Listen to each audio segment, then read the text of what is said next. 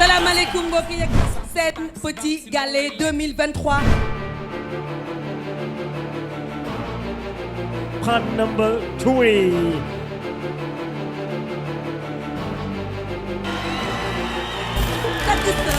Maam.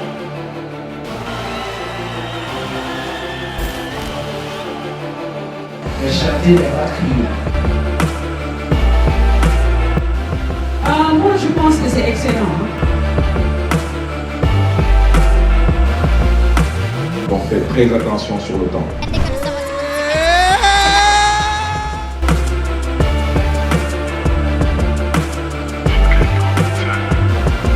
Et nous nous faisons tout parce que fii c'est Petit Gallé niveau bi xaw a kawe.